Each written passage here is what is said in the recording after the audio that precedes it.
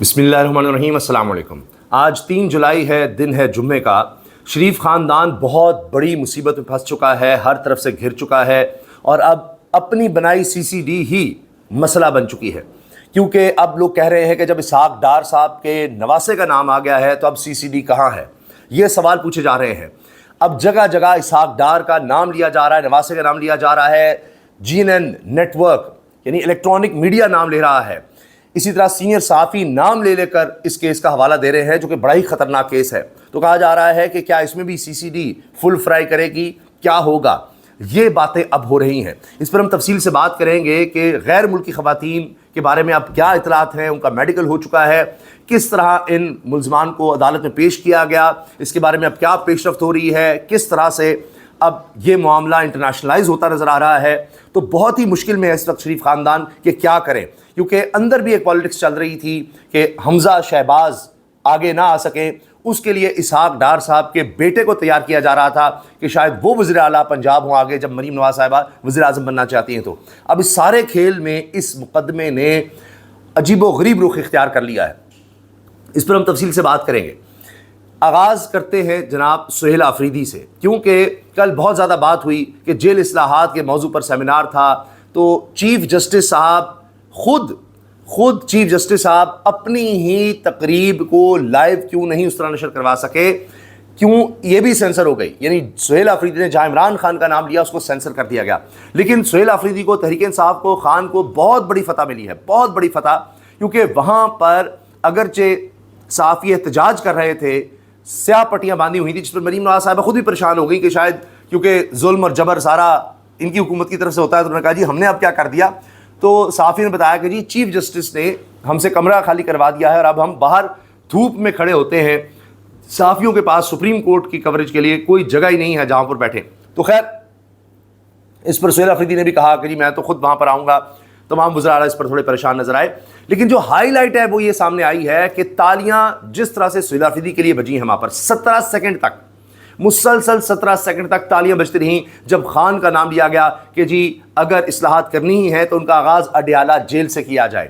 یہ اختتامی جملہ تھا سہیل آفریدی کا، اور اس کے بعد 17 سیکنڈ تک تالیاں بجتی رہیں، کسی کے لیے اتنی تالیاں نہیں بجیں۔ بڑی کنٹروورسی کھڑی کرنے کی کوشش کی گئی کہ جی مریم نواز صاحبہ کی تقریر ختم ہوئی تو سہیل آفریدی نے بھی تالیاں بجائیں، تو یہ بھی دیکھ لیں کہ جب سہیل آفریدی کی تقریر ختم ہوئی تو مریم نواز صاحبہ نے بھی تالیاں بجائی۔ اس کو اخلاقیات بھی کہتے ہیں، اور ویسے بھی شاید سہیل آفریدی کا موڈ اتنا زیادہ آف تھا، وہ تو دیکھ بھی نہیں رہے تھے۔ ایک جگہ یہ بھی نظر آ رہی ہے کہ 3 وزراء اعلیٰ بڑی خوشگپی میں مصروف ہیں اور سہیل آفریدی الگ سے کھڑے ناراض سے ہیں، اور مریم نواز صاحبہ کی تقریر کے دوران بھی انہوں نے منہ ایک طرف کا رکھا ہے کہ وہ ان کو سن ہی نہیں رہے، تو شاید تالیاں اس لیے بھی بجائیں کہ چلے مریم نواز صاحبہ کی تقریر تو ختم ہوئی۔ تو سہیل آفریدی کی تقریر کے بعد جس طرح تالیاں بجی ہیں کہ اسٹیج سیکرٹری کو اگلے مقرر کو اناؤنس کرنا پڑا کہ جی بس کر دے، تو وہاں بیٹھے ہوئے بھی اس تقریب میں بھی جو چیف جسٹس کی تقریب تھی، جو اصلاحات کی تقریب تھی، جیل اصلاحات کی تقریب تھی، وہاں پر ہر طرح کے لوگ آئے ہوئے تھے، اور زیادہ تر شاید سوچ یہ تھی کہ حکومتی حمایتی آئے ہوں گے۔ وہاں پر تالیاں بجی ہیں تو خان کے نام پر، سہیل آفریدی کی تقریر کے اختتام پر، میں آپ کو سنوا دیتا ہوں، تو اس سے پتہ لگ گیا کہ عوام میں پذیرائی کس کی ہے۔ پھر کہا یہ جا رہا ہے کہ جو چیف جسٹس اپنی تقریب کی لائیو کوریج نہیں کروا سکتے، وہاں پر فنڈامنٹل رائٹس کہ ہر شخص کو حق ہے، بھائی سہیل آفریدی بھی ایک وزیر اعلیٰ ہے، اگر باقیوں کی تقریر پوری نشر ہو سکتی ہے تو ان کی کیوں نہیں نشر ہو سکتی؟ کون سی انہوں نے ایسی اخلاق سے گری ہوئی بات کر دی تھی؟ تو جو چیف جسٹس اس کو انشور نہیں کروا سکے اپنی ذاتی تقریب میں، انہوں نے کیا انسانی حقوق کروانے ہیں، انہوں نے کیا آئین پر، قانون پر عمل درآمد کروانا ہے، ان کی تو اپنی تقریب کا یہ حال ہو گیا۔ تو کیا یہاں پر انصاف ملے گا، کیا یہاں پر ہوگا؟ تو جناب میں آپ کو سنواتا ہوں کس طرح سے سہیل آفریدی کی تقریر میں تالیاں بجتی چلی گئیں، اور اسی چیز کو اب ہائی لائٹ کیا جا رہا ہے۔ کو امپلیمنٹ کیا جائے اور شروعات جو ہے وہ اڈیالہ جیل سے ہونی چاہیے۔ شکریہ۔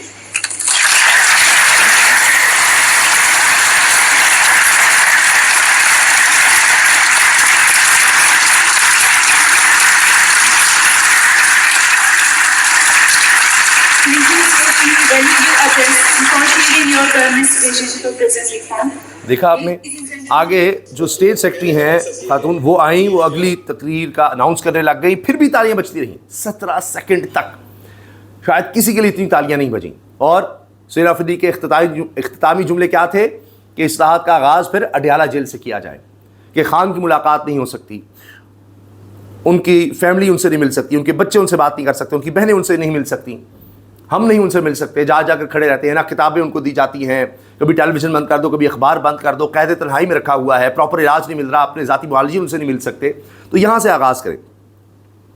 تو یہ تو میدان جناب خان نے، اس کے کھلاڑی نے مار لیا. اب اس پہ آپ جو مرضی کرتے رہیں، چیف جسٹس سے بھی اس پر سوال ہو رہے ہیں.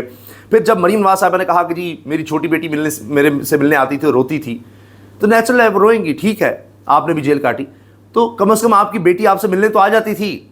اس کا مطلب ہے کہ آپ کی ملاقاتوں پر پابندیاں نہیں تھیں، بلکہ اس کے تو صافی گواہ ہیں، اور ٹی وی پہ اگر کہہ چکے ہیں، ہم نے تو انٹرویوز کیے ہوئے ہیں مریم صاحبہ کے، نواز شریف کے. 100 آدمی جا کر بیٹھا ہوتا تھا اور مل رہے ہوتے تھے، سب لوگ بیٹھ کے لگی ہوتی تھی میاں نواز شریف کے لیے. تو ان کی تو جیل بھی اور تھی، وہ شاہانہ انہوں نے جیل کاٹی ہے، یہاں جیل اور طرح کی ہے. تو پھر اصلاحات کریں، سب کے لیے ہونی چاہیے، برابری ہونی چاہیے. پھر جس طرح ان کی جیل تھی، اگر وہ سابق وزیر اعظم ہیں، ان کی بیٹی ہیں، تو یہاں بھی ایک سابق وزیر اعظم ہے، اس کی اہلیہ ہے، ان کے لیے بھی اسی طرح کی جیل رکھیں. لیکن نہیں، یہاں پر پیمانے فرق ہیں. اور سوچئے ذرا کہ وقت کا دھارا بدلتا ہے، پہیہ گھومتا ہے، تو اب یہ نیا سٹینڈرڈ آ گیا سختی کا. سوچئے آگے کیا ہوگا. تو یہی سوچ کر اصلاحات کر لیں، یہی سوچ کر کوئی پیمانہ کر لیں کہ کسی کی بھی باری آ سکتی ہے. ابھی یہ اشارہ ملا ہے نا کہ کس طرح سے اسحاق ڈار صاحب کے نواسے پر جو مقدمہ ہو گیا ہے، کتنا خوفناک مقدمہ ہے، ظلم کا، زیادتی کا، اغوا برائے تاوان کا. اور اس پہ پولیس آفیسر کہہ رہے ہیں کہ جی یہ سارا کچھ کرپٹو سے شروع ہوا تھا، کہ پہلی ملاقات سنگاپور میں خواتین سے، اور پھر کرپٹو کے چکر میں یہاں لایا گیا. اب اس کو یہی کہا جا رہا ہے کہ کرپٹو سے جوڑا جا رہا ہے، کہ جو کرپٹو کی خبر آئی تھی کیا وہ بھی ان سے جڑتی تھی. یہ سب باتیں اب ہو رہی ہیں. تو اب شریف خاندان کے لیے بڑی مشکل آ گئی ہے، کیونکہ اسحاق ڈار صاحب میاں نواز شریف کے سمدھی ہیں. میاں نواز شریف کی بیٹی سے اسحاق ڈار صاحب کے بیٹے کی شادی ہوئی ہے. مریم نواز صاحبہ کی خواہش یہ بتائی جاتی ہے، نہیں اس طرح تبصرے کیے جاتے ہیں. اس میں سید عمران شفیق صاحب سینئر صحافی ہیں اور نون لیگ کی سیاست کو بڑی قریب سے دیکھتے ہیں، سمجھتے ہیں. تو وہ یہ کہہ رہے ہیں کہ یہ بھی کہا جاتا ہے کہ شاید علی ڈار کو، جن کو اب کابینہ کا حصہ بنایا گیا ہے، اسحاق ڈار صاحب کے بیٹے ہیں، مریم نواز صاحبہ کے بہنوئی ہیں، ان کو تیار کر رہی ہے مریم نواز صاحبہ کہ اگلے وزیر اعلیٰ پنجاب وہ ہوں، تو حمزہ شہباز کو مائنس کیا جا سکے. تو میں جب وزیر اعظم بنوں، دیکھیں تو سوچا جا رہا ہوتا ہے، یہ تو ایک انسانی جبلت ہے کہ جتنی بڑی سیٹ مل جائے اس سے بڑی سیٹ کا سوچا جا رہا ہوتا ہے، اس سے زیادہ اختیارات کا سوچا جا رہا ہوتا ہے. تخت مل جائے تو کہا جا رہا ہوتا ہے اس سے بڑا تخت ہونا چاہیے. تو کہیں ہوس کی کوئی انتہا نہیں ہے، اس طرح کی ہوس کی، طاقت کی، دولت کی، سب چیزوں کی اس طرح کی جو ہوس ہوتی ہے. تو بہرحال وہ وزیر اعظم بننے کا سوچ رہی ہیں کہ جی میں اگر وزیر اعظم بنتی ہوں تو نیچے پھر وزیر اعلیٰ علی ڈار، اور پھر شاید وہ سوچیں گے ابھی بیٹے کو لانا ذرا مشکل ہے، بہت زیادہ بات ہو جائے گی، تو ورنہ وہ بیٹے کو بھی ہو سکتا ہے کہیں اور ایڈجسٹ کر دیں گی، جنید صفدر صاحب کو، وہ بھی کہیں نہ کہیں ایڈجسٹ ہوں گے. پھر مریم صاحب کے داماد ہیں، ان کا بھی وہ سوچیں گی جب وزیر اعظم بن جائیں گی تو بھی وزیر اعلیٰ ہیں، پہلی دفعہ بنی ہیں، تو اس لیے انہوں نے یہاں سے سٹارٹ لیا ہے کہ ابھی علی ڈار کو تو لایا جائے. باقی تو پھر ویسے بھی آپ دیکھیں تو سرکاری طور پر کہ جی بیٹا ہے، وہ چیزیں تو ان کو مل ہی جاتی ہیں، تو عہدہ نہ بھی ملے تو. اچھا جی، اب آپ یہ دیکھیے کہ سوال یہ ہو رہا ہے کہ جی سپریم کورٹ کی تقریب کو بھی اگر سینسر کیا جا رہا ہے تو باقی کیا بچتا ہے، اس میں کیا رہ گیا؟ پھر کس طرح سے چیف جسٹس کہیں گے کہ ان کی کوئی تقریب ہے اور جناب یہ ایسا پلیٹ فارم ہے جہاں کہ ہر کوئی بات کر سکتا ہے؟ نہیں، اس کو بھی سینسر کیا جا سکتا ہے. تو سب کچھ حکومت کے کنٹرول میں ہے، سب کچھ، جس کو چاہیں دکھائیں، جس کو چاہیں نہ دکھائیں، ان کی چل رہی ہے. باقی ملکی معاملات سے پہلے میں آپ کو ایک بڑی خبر دینا چاہ رہا ہوں کہ اسرائیل اس وقت بہت زیادہ خوفزدہ ہو گیا ہے، پریشان ہو گیا ہے، کیونکہ طیب اردوان کی انٹری ہو گئی ہے، اور وہ کہہ رہے ہیں کہ جی ایران تو ایران، اب یہ ترکیہ بھی بیچ میں آ گیا ہے، اب اس کا کیا کہیں، سر پکڑ لیا ہے، اور ایک اتحاد بنا ہے. اتحاد ایک نیا تشکیل پایا جس پر اسرائیل بہت زیادہ پریشان ہو گیا کہ یہ کیا بن گیا ہے. اتحاد ہے جی سعودیہ، قطر، ترکیہ، مصر اور پاکستان، ان ممالک کے درمیان ایک اتحاد تشکیل پایا ہے. یہ لیٹسٹ خبر میں آپ کو دے رہا ہوں، اور ظاہر ہے کہ پاکستان کا سعودیہ سے پہلے ہی دفاعی معاہدہ ہے. اب اسرائیل کا، گریٹر اسرائیل کا جو پلان ہے اس میں سعودی عرب کے بھی کئی علاقے شامل ہیں. تو ابھی لبنان میں وہ گھس چکے ہیں، فلسطین پر قبضہ کر چکے، تو ان کی نظر اور بھی علاقوں میں ہے. تو اب ترکیہ، پاکستان مل کر سعودی عرب سے، مصر سے، مصر بھی ہمسایہ ہے اسرائیل کا، اور پھر قطر پر اسرائیل نے حملہ بھی کیا ہوا ہے. تو یہ سب اب اگر مل جاتے ہیں تو اسرائیل کے لیے ایک نئی ٹینشن پیدا ہو چکی ہے. ترکیہ اسرائیل بڑھتی کشیدگی، مشرق وسطیٰ میں نئی مہازاری ابھرنے لگی ہے. اب یہ اسرائیل اور ترکیہ آپس میں ڈائریکٹ ہو رہے ہیں، آمنا سامنا ہو رہا ہے، اور کہا یہ جا رہا ہے کہ اب نئی ایک لڑائی شروع ہو رہی ہے، نئی رقابت، نئی دشمنی ایک پیدا ہو چکی ہے علاقے میں ترکی اور اسرائیل کے درمیان۔ برطانوی جرید اکانومسٹ نے کہا ہے، اکانومسٹ دنیا کا ایک بڑا میگزین ہے اور معیشت کے حوالے سے سب سے طاقتور میگزینز میں سے مانا جاتا ہے، وہ کہتا ہے اسرائیل کو شام میں ترکیہ کی بڑھتی موجودگی اور مصر، پاکستان اور سعودیہ کے ساتھ دفاعی تعلقات پر تشویش ہے، اور اب ترکیہ اور اسرائیل کے درمیان کشیدگی میں اضافہ دیکھنے کو مل رہا ہے۔ تو پہلے تو یعنی ایک طرف سے دھمکیاں چل رہی تھیں اور یہاں تک بات تھی، لیکن اب یہ کشیدگی میں اضافہ ہوتا چلا جا رہا ہے، کیونکہ ایک وقت میں طیب اردوان نے یہ بھی کہا کہ یہ معاملہ اگر نہ رکتا، جس طرح سے بھی اب چیزیں روکی جا رہی ہیں، ایران جنگ چل رہی ہے، اور اگر پھیلتی جنگ تو پھر ہم نے بھی اسرائیل پر حملہ کر دینا تھا۔ یہ بات ہو رہی ہے کہ اگر اسرائیل ہمیں چیلنج کرے گا تو ہم بھی حملہ کر دیں گے۔ طیب اردوان یہ کہہ چکے ہیں، ان کی سٹیٹمنٹ تھی کہ ہم اسرائیل پر پھر قبضہ کریں گے، ہم جائیں گے اور پھر اٹیک کریں گے۔ تو پھر یہ ظاہر ہے کہ سیز فائر کی طرف چیزیں جانے لگ گئی تھیں، اب تو ایک معاہدے کی طرف، عبوری معاہدہ ہے، چلیں میمورنڈم آف انڈرسٹینڈنگ ہے، تو کوئی پراپر ایگریمنٹ اس طرح نہیں ہے۔ تو یہاں تک سٹیٹمنٹ آ چکی ہے طیب اردوان کی۔ اب جو رپورٹ آئی ہے اکانومسٹ کے مطابق، اسرائیل کا آرمینیائی نسل کشی تسلیم کرنا کشیدگی بڑھانے کا سبب ہے، جبکہ اسرائیلی سیاستدان ترکیہ کا نام ایران کے ساتھ لیتے ہیں کہ جیسے ایران ہے ویسے ہی ترکیہ ہے۔ اب وہ دونوں کو ٹارگٹ پہ رکھنے کی بات کرتے ہیں۔ امریکہ کی جانب سے ترکیہ کو F-35 طیاروں کی فروخت کا معاملہ، صدر ٹرمپ کے ممکنہ فیصلے نے اسرائیل کو مزید پریشان کر دیا ہے۔ حالانکہ یہ F-35 وہ نہیں ہے جو اسرائیل کو فراہم کیے جاتے ہیں۔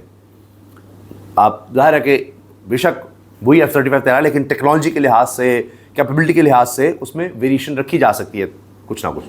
تو پھر بھی جناب ان کو یہ ڈر ہے کہ وہ ترکیہ کے پاس لیٹسٹ جہاز بھی آ جائیں گے۔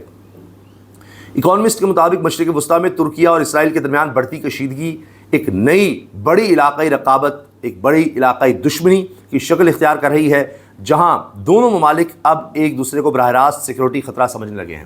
براہ راست اب یہ پہلی دفعہ ہو رہا ہے۔ اسرائیل کہہ رہا ہے ایران ہی نہیں، ہمارے لیے ترکیہ بھی براہ راست خطرہ ہے، ترکیہ کہہ رہا ہے کہ اسرائیل ہمارے لیے خطرہ ہے براہ راست۔ تو یہاں سے اب کشیدگی بڑھتی چلی جا رہی ہے، اب دشمنی ڈکلیئر ہو گئی ہے۔ اکانومسٹ برطانوی جریدہ کہتا ہے اسرائیلی سیاستدان ترکیہ کا نام ایران کے ساتھ ایک سانس میں لیتے ہیں، اکٹھے ہی، کہ جیسے ایران ہے ویسے ہی ترکیہ ہے۔ اب یہ بات ہونے لگی ہے۔ دوسری طرف جناب نیا اتحاد بن گیا ہے مشرق وسطیٰ میں، سعودی قیادت میں، پاکستان اس میں شامل ہے، اور اس میں قطر، ترکیہ، مصر اور پاکستان ہے، یعنی 5 ممالک اس میں ہیں سعودی عرب کے ساتھ۔ تو اب پہلے ہی ایران جنگ میں یہ دیکھا گیا ہے خلیجی ریاستوں کو شدید نقصان پہنچا ہے اور برآمدات اور سلامتی پر اثر ہوا ہے، متاثر ہوئی ہیں یہ چیزیں۔ تو اب اس لحاظ سے کہا جا رہا ہے خلیج تعاون کونسل سے باہر ایک نیا گروپ تشکیل پایا ہے، جس میں سعودی عرب، قطر اور غیر خلیجی ممالک یعنی مصر، پاکستان اور ترکیہ، یہ خلیجی ممالک میں نہیں ہیں۔ تو جناب یہ اب ایک اتحاد ہے۔ اسرائیلی رپورٹس ابھی سے پریشان کن ہیں، یعنی ان کے لحاظ سے، اسرائیل کے لحاظ سے اسرائیلی رپورٹس اس اتحاد کو توسیع پذیر اسلامک نیٹو قرار دے رہی ہیں کہ جی یہ تو اسلامک نیٹو بن گیا ہے، اوہ ابھی سے گھبراہٹ ہو گئی ہے کہ ترکیہ آ گیا ہے جی، پاکستان آ گیا ہے جی، جو خلیجی تعاون کونسل یعنی GCC کے دائرے سے باہر ہے۔ GCC ان کو کوئی مسئلہ نہیں تھا، ان میں لڑنے کی کوئی صلاحیت نہیں ہے، کچھ بھی نہیں ہے، جس پہ مرضی اٹیک کر دو، لیکن اب یہ اس میں ترکیہ اور پاکستان کی انٹری ہو رہی ہے، سعودی عرب، قطر اور مصر کے ساتھ، تو یہ اب اسرائیل کی بڑی پریشان کن ہے۔ اب اس میں ایک بات بہت ہی اہم ہے کہ یہ جو بلاک بنا ہے اس میں متحدہ عرب امارات نہیں ہے، وہ الگ ہے۔ تو یہ ایک بڑی خاص بات ہے۔ GCC سے میں تو وہ بھی ہوتا تھا، اور وہ OPEC سے پہلے ہی UAE الگ ہو گیا ہے، اور UAE تو تسلیم کرا ہے اسرائیل کو۔ تو یہاں اب ایسے لگتا ہے کہ ترکیہ، UAE میں بھی دوریاں، اور ادھر سے UAE اور سعودی عرب میں پہلے سے ہم دوریاں دیکھ رہے ہیں۔ اچھا اب آ جائیے جناب اسحاق ڈار صاحب کے نواسے کے مقدمے پر۔ پہلے خبر آئی، کسی نے کہا جی نائب وزیر اعظم، یہ ARY نے کہا نائب وزیر اعظم کے قریبی رشتہ دار، فیملی ممبر، یہ کہا گیا۔ پھر کسی نے کہا اہم ترین شخصیت کے نواسے، یہ دنیا نیوز نے کہا۔ اب سید عمران شفقت صاحب اپنے ویلاگ میں باقاعدہ لکھ رہے ہیں، اوپر ان کے ہیڈر نظر آ رہا ہے کہ جی FIR میں خوفناک انکشافات، ملزم کو بچانے کی کوشش، اثر و رسوخ ناکام، مقدمہ درج کیسے ہوا، ہائی پروفائل کیس، انجام کیا ہوگا، پھر حکمران خاندان کا بڑا امتحان آ گیا ہے، اسحاق ڈار کے نواسے سنگین مقدمے میں۔ اب یہ تو باقاعدہ کہہ رہے ہیں کہ اسحاق ڈار کے نواسے ہیں۔ تو اسحاق ڈار صاحب میاں نواز شریف کے بچپن کے دوست، سمدھی، ساتھی، ایڈوائزر، ان کے وزیر خزانوں کی کابینہ میں ہمیشہ حصہ ہوتے ہیں اور ان کے فائنینشیل ایشوز پہ ایڈوائز کرنے والے، حدیبیہ پیپر مل سے لے کر قاضی فیملی، منی لانڈرنگ میں جب بھی الزام آیا، کیسز ہوئے، اسحاق ڈار کا بیچ میں نام، ہر سطح پر ساتھ، ابھی وزیر خارجہ ہیں، نائب وزیر اعظم ہیں، تو وہ میاں نواز شریف کے قریب ترین آدمی سمجھ جاتے ہیں۔ پھر دیکھیے ان کے بیٹے کو مریم صاحبہ نے کابینہ میں شامل کیا ہوا ہے، تو یہ شریف خاندان کا ایک اہم پارٹ ہے، بہت زیادہ، سب سے قریبی۔ کہیں بھی کوئی بھی معاملہ ہوتا تھا تو اسحاق ڈار کو آگے کرتے تھے میاں نواز شریف، سیاسی بھی ہو، معاشی ہو، کچھ بھی ہو۔ حتیٰ کہ ابھی بھی یہ ہوا کہ کئی میٹنگز جو کہ ویسے تو وزیر خزانہ کو شیئر کرنی چاہیے، وہ اسحاق ڈار سب شیئر کرتے رہے جو اکانومی کے لحاظ سے ہیں۔ پھر کہیں مصدق ملک صاحب اجازت نہیں دے رہے تھے ایکسپورٹ کی، چینی کی، تو مفتاح اسماعیل کہتے ہیں جی ان کو ہٹایا گیا اور پھر اسحاق ڈار کی انٹری اور کہا جی چینی دو۔ تو وہ ان مفادات کا تحفظ کرتے ہیں، خاندان کے مفادات کا، اشرافی کے مفادات کا، اور ان کی انٹری ہوتی ہے، تو وہ بہت زیادہ قریب ہیں۔ اب ان کے نواسے پر مقدمہ ہو گیا، اور بڑا ہی خوفناک، بڑا ہی خطرناک مقدمہ ہے کہ غیر ملکی خواتین کے ساتھ زیادتی کا مقدمہ ہے، ان کو یہاں پر بلا کر اغوا کرنے کا مقدمہ ہے، ان سے تاوان ان کے گھر والوں سے طلب کرنے کا مقدمہ ہے۔ اب یہ انٹرنیشنلائز ہو گیا ہے، کہا جا رہا ہے اس میں ان کی ایمبیسیز بھی انوالو ہوئیں غیر ملکی خواتین کی، کیونکہ جب فون باہر گیا اور رقم کی ڈیمانڈ ہوئی تو وہاں سے پھر کال 15 پر بھی ہوئی، انہوں نے اپنی ایمبیسی کو بتایا ہوگا، غیر ملکی خواتین ہیں یہ، انہوں نے ان کے خاندان نے ایمبیسی سے رابطہ کیا، تو وہاں سے معاملہ انٹرنیشنلائز ہو گیا ہے۔ اب یہ بڑی مشکل میں پھنس گئے ہیں۔ ظاہر ہے کہ حکمران خاندان ہے، تاریخ یہ بتاتی ہے اس سے انہوں نے نکلنا ہی نکلنا ہے کسی نہ، کیونکہ ہوا یہ میڈیکل کروا لیا گیا خواتین کا، اس کے بعد ان کو باہر بھیجا جا رہا ہے۔ جو باہر بھیجیں گی کس طرح سے وہ پیئر ہوں گی، کیا ہوگا، کس طرح نہیں ہوگا، وہ الگ ہے۔ لیکن سوال اب پوچھا جا رہا ہے CCD کا، کہ اب تک تو CCD مقابلے میں پار کر چکی ہوتی ہے اس طرح کے کیسز میں، وہ فل فرائی ہو چکے ہوتے ہیں، تو یہاں اب اشرافیہ ہے، حکمران ہیں، شریف خاندان ہے، تعلقات ہیں، تو اب CCD کہاں ہے؟ وہ تو ملزم عدالت میں بھی پیش نہیں ہوتے اور پہلی پولیس مقابلہ ہو جاتا ہے۔ یہاں عدالت میں پیش کیا گیا، ان کے منہ چھپائے ہوئے تھے، ماسک تھے، ٹوپیاں انہوں نے پہنی ہوئی تھیں، تو جج نے وہ ماسک اتروائے، یہ سب کچھ ہوا ہے۔ صحافی محمد عمیر جو ایسی خبروں پر نظر رکھتے ہیں، پہلے بھی انہوں نے خبر بریک کی تھی، کہتے ہیں خبر ہے کہ اغوا اور زیادتی کیس میں دوسرا ملزم بھی قریبی عزیز ہے اور دونوں گرفتار ہیں۔ SHO ڈیفنس C کو گزشتہ روز معطل کیا جا چکا ہے، خواتین آج واپس اپنے ملک روانہ ہوں گی۔ اب یہ بھی ایک سوال ہے کہ یہ SHO کیسے معطل ہوا ہے، کیوں معطل ہوا ہے، مقدمہ درج کرنے میں معطل ہوا ہے، نام سامنے لانے میں معطل ہوا ہے کہ اس نے اسحاق ڈار صاحب نواسے کا نام بیچ میں درج کر دیا، کیا ہوا ہے؟ اب یہ سارے سوالات پوچھے جا رہے ہیں، وہ یہ اتنی آسانی سے مقدمہ پیچھا نہیں چھوڑنے والا۔ کہا یہ جا رہا ہے کہ چند دن کی بات ہے، ظاہر چیزیں دب جائیں گی، ہو جائے گا، وہ ہو جائے گا۔ اب لاہور کے DIG آپریشنز فیصل کامران کے مطابق یہ سارا معاملہ کرپٹو کرنسی میں سرمایہ کاری کے وعدے سے شروع ہوا تھا، جب یہ دونوں غیر ملکی خواتین مرکزی ملزم سے سنگاپور میں کاروبار کے سلسلے میں ملی۔ اب دیکھیے کرپٹو کا بھی یہی ہے، اس سے پہلے آپ کو یاد ہے کہ کہا گیا ملک کی ایک اہم ترین شخصیت، سیاسی شخصیت، اہم عہدے کی شخصیت، ان کے قریبی نے، یعنی جس طرح اولاد ہوتی ہے اس طرح کے کسی نے پتہ نہیں کتنے ڈبو دیے ہیں کرپٹو میں، کتنے ڈبو دیے ہیں۔ اب دیکھیے سارا کچھ اس سے جڑا جا رہا ہے۔ Government news network GNN، وہاں پر ان کے کلپس پہ ان کا پروگرام ہے، اور خبر ہے پروگرام میں جہاں پر سعید قاضی صاحب اور ان کے bureau chief Shahzad Hussain but اور میاں شاہد، تینوں سینئر صحافی بیٹھے ہوئے بات کریں، اس میں کیپشن لگا اسحاق ڈار کے نواسے پر ... یعنی ڈیش کی FIR، غیر ملکی خواتین کی شاندہی پر ملزمان گرفتار، CCD خاموش، سہیل چٹھا کہاں ہیں، میاں شاہد شہزاد حسین بٹ میں شدید تکرار کہ جی یہ ہو کیا رہا ہے، مقدمہ اس طرح نہیں چل رہا، فلاں نہیں ہو رہا، وہ کہہ رہے ہیں نہیں بالکل ٹھیک ہے، جس نے جو کیا اس کو سزا ملنی چاہیے۔ بیرسٹر ابو ذر سلمان نیازی، یہ خان صاحب کے وکیل بھی ہیں، یہ لکھتے ہیں این ابڈکشن، ایک اغوا، rape allegation, $1 million crypto trail, یعنی $10 کی ملین ڈالر، $10 کرپٹو کا کھرا، the deputy prime minister's grandsons vehicle, نائب وزیر اعظم کے نواسے کی گاڑی، SHO transferred after naming names in the FIR، SHO کا ٹرانسفر ہونا نام لینے کے بعد، every answer seems to raise an even darker question, ہر جواب ایک نیا خطرناک ایک خوفناک سوال کو جنم دے رہا ہے. کوئنسیڈنس اور pieces of a story that has yet to be told. یہ سب اتفاق ہے یا یہ ایک ایسی کہانی ہے جس کی ابھی بہت سی باتیں سامنے آنی ہیں؟ یہ اب ایک سوال پوچھا جا رہا ہے. تو جناب یہ اب اس وقت کہانی ہے جس کے بارے میں بہت کچھ سامنے آنا بھی باقی ہے. باقی غیر ملکی خواتین کے ساتھ یہ جو کچھ ہوا ہے، اور لفظ بھی بار بار نہیں بولا جاتا زیادتی، اور ان کے اغوا کا مقدمہ ہے. 4 ملزمان کو کینٹ کچہری پیش کیا گیا. جوڈیشل مجسٹریٹ اظہر محمود نے کیس کی سماعت کی. فاضل جج نے ملزمان کا کمرہ عدالت میں ماسک اتروایا. ملزمان کا 5 روزہ جسمانی ریمانڈ منظور کر لیا گیا ہے. اب دیکھتے ہیں تفتیش میں کیا کیا چیزیں سامنے آتی ہیں. حکومت سے چیزیں کنٹرول نہیں ہو رہی. اب کنٹرول ہوتی تو یہ مقدمہ بھی وہ کسی طرح سے کچھ کر لیتے. ابھی تو آگے کچھ نہ کچھ کریں گے، لیکن اتنا بھی ہو گیا ہے، یہ بھی بہت بڑی بات ہے. ابھی یہ خبر ہے کہ اب یہ لوگ جنازوں میں بھی نہیں جا پا رہے، اور ووٹ مانگنے کیا جائیں گے. میں یہ بات کرتا رہا ہوں کہ حالات اس طرف ہیں، ان کو اندازہ ہی نہیں ہے. یہ کہتے ہیں نا ہاں لیا ہے جہاز 10 ارب روپے کا، لیا ہے جی، کر لو جو کرنا ہے. اس طرح کا انداز، ایک رونت، ایک تکبر ہے کہ جو ہم چاہیں گے کرتے رہیں گے، جس طرح سے چاہیں گے کریں گے. ابھی جس طرح مس ہینڈل کیا ہے یہ ٹریجڈی کو، اس سانے کو، لاہور کاہنہ میں جو چھت گری ہے ٹیوشن سینٹر کی.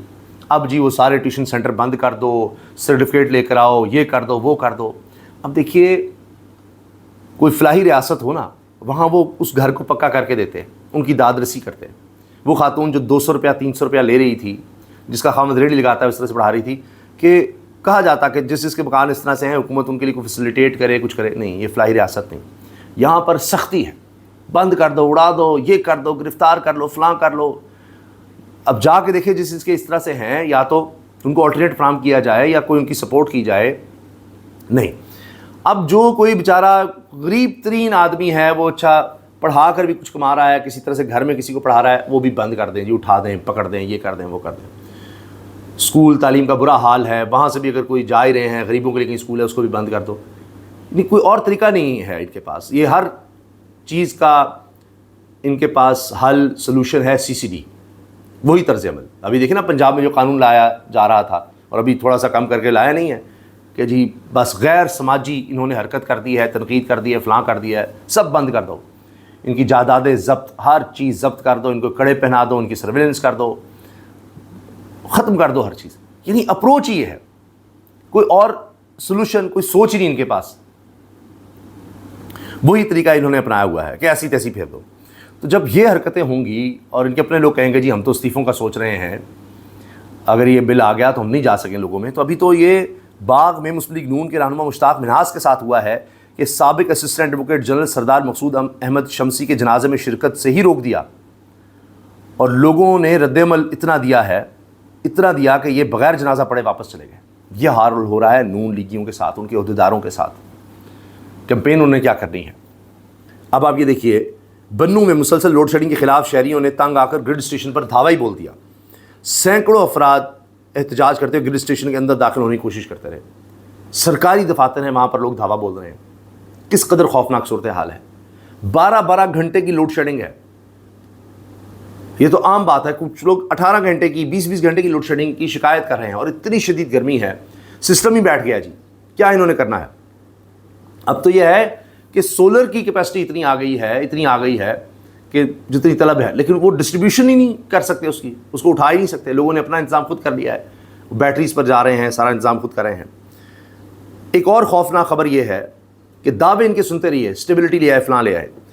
Government Mrs export target by $5.2 billion. کوئی چھوٹا نہیں ہے یہ گیپ. $5.2 ارب اپنے ہی ٹارگٹ سے نیچے گئے ہیں یہ. اور اندازہ لگائیے کہ $30 ارب تک ہماری ایکسپورٹس ہو گئی ہیں، جس کی وجہ سے ٹریڈ ڈیفیسٹ ڈبل ڈیجٹ میں جائے گا.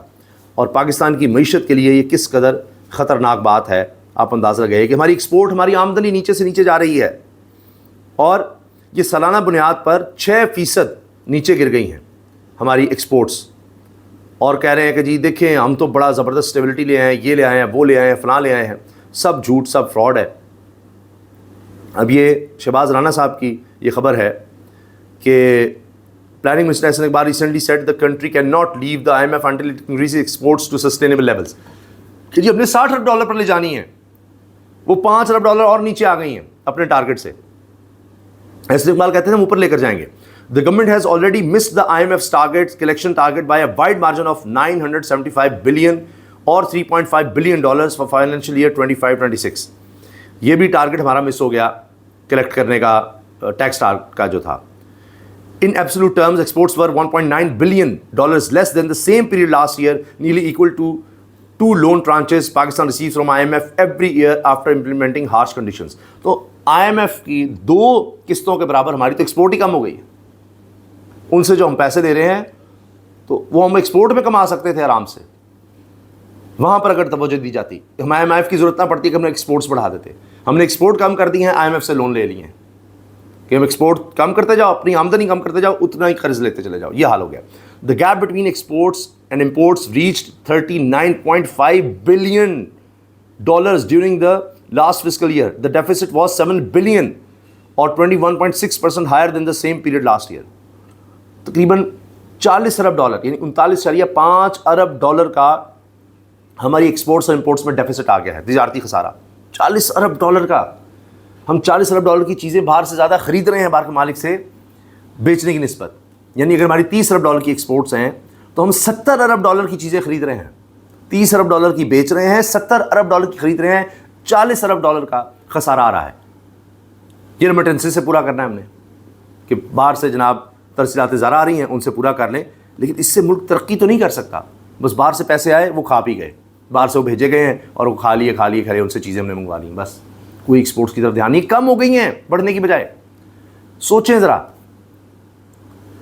دوسری طرف طارق فضل چودھری صاحب نے سما ٹی وی پر بات کرتے بتایا ہے کہ کشمیر میں لوگ مارے جا رہے ہیں. پہلے بھی لوگ اس میں شہید ہوئے ہیں, اب پھر شہید ہوئے ہیں اس دفعہ پھر. تو کیا ہر سال احتجاج میں یہی کچھ ہوتا رہے گا؟ یہ خود کہہ رہے ہیں وہ. اب آپ سوچیے ذرا, یہ سنیے. 2024 میں 8 بندے مرے تھے, اللہ کو پیارے ہوئے تھے. 2025 میں 13 بندے, 20 کے قریب بندے ابھی بھی اللہ کو پیارے ہو چکے ہیں, جس میں 4 لا انفورسنگ ایجنسیز کے جوان شہید ہوئے ہیں. تو کیا ہر سال ہم نے یہی کرنا ہے؟ 20 اب بھی سوچئے, ہر سال لوگ اب احتجاج کی وجہ سے مر رہے ہیں. شدید گرمی میں 13 گھنٹے تک بجلی بند, ٹرانسفارمر جلنے کی بھرمار. یعنی اب ٹرانسفارمر کام ہی نہیں کر رہے, اور ہمارا یہ جو ڈسٹریبیوشن کا نظام ہے, ترسیلی نظام ہے, یہ بیٹھ گیا ہے. تکنیکی خرابیوں اور ٹرانسفارمر جلنے کی بھرمار ہو گئی ہے. 12 سے 13 گھنٹے عام ہو گیا ہے پنجاب میں کہ اب بجلی آ ہی نہیں رہی. ایکسپورٹ ٹارگٹ بھی حاصل نہیں ہو سکا. گزشتہ مالی سال ہدف کے مقابلے میں ایکسپورٹ $4 ارب 87 کروڑ کم رہی ہیں. ملکی برآمدات کو بڑا دھچکا لگ چکا ہے. ماہانہ بنیادوں پر جون میں برآمدات میں 16.73% اور سالانہ بنیادوں پر 9.61% کمی ریکارڈ کی گئی. مالی سال 2025-26 میں تجارتی خسارہ 21.57% بڑھ گیا اور تجارتی خسارہ $39 ارب 47 کروڑ سے تجاوز کر گیا ہے. یہ خبریں آ رہی ہیں. باقی یہاں کرنا کیا ہے؟ کشمیر کے الیکشن سے ہتھیا لو, تحریک انصاف کے لیے کوئی راستہ ہی نہ چھوڑو. تو اب اس پر فواد چودھری لکھ رہے ہیں کشمیر کے الیکشن میں اب صرف اتحادی رہ گئے ہیں, قوم کو خرچے سے بچائیں اور آپس میں سیٹیں تقسیم کر لیں. بالکل صحیح ہے. پہلے ہی بتا دیں کیا الیکشن کمیشن رکھا ہوا ہے, کیا اس طرح سے ادارے بنائے ہوئے ہیں جب لوگوں کو نکالنا کرنا خرچہ خام خواہ کا. بس جب آپ فیصلہ ہی کر چکے ہیں جو کرنا ہے ویسے ہی تقسیم کر دیں. جس طرح مخصوص نشستیں میں تو یہی کی تھیں. اب عدالتیں, الیکشن کمیشن, یہ سارے ادارے اسی کام کے لیے رہ گئے ہیں, بندر بانٹ کرنے کے لیے. کوئی میرٹ, انصاف, کوئی آئین قانون تو رہ نہیں گیا. تو بس اس طرح سے ملک چلا لیں. یہ نظام اسی طرح سے چل رہا ہے, گھسیٹ لیں جتنا گھسیٹنا ہے, اور اس کو چلاتے چلاتے آپ دیکھ لیے ملک کا تو بٹا بیٹھ گیا ہے. ہر لحاظ سے آپ دیکھ لیجیے. اخلاقی لحاظ سے, معیشت کا میں نے آپ کو بتا دیا, ایکسپورٹ سے نیچے ہیں. جو بنیادی چیزیں ہماری, وہ کمائی ہماری کم ہوتی چلی جا رہی ہے. تو باقی ہم نے کیا کرنا ہے. اللہ حافظ.